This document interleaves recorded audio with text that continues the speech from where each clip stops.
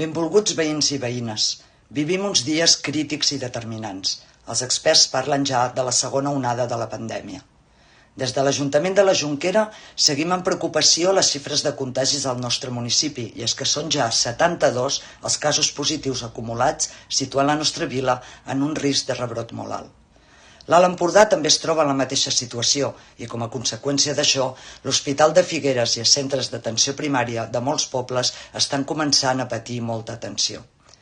La situació és alarmant i ens demanen fer un esforç individual i col·lectiu més per aturar aquest virus. Des de l'Ajuntament ens vam avançar i el dia 25 d'octubre ja vàrem prendre algunes mesures excepcionals, unes mesures que el dia 29 es van veure reforçades amb les noves restriccions aprovades pel Govern de la Generalitat.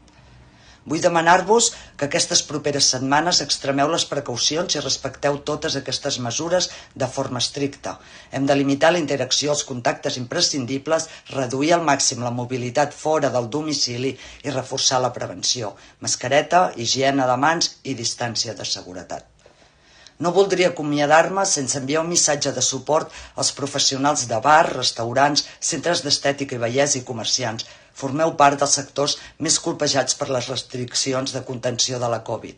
Ja us avanço que des de l'Ajuntament de la Jonquera continuem treballant per tal de fer possibles noves línies d'ajuts per fer-vos costat en aquests moments tan complicats.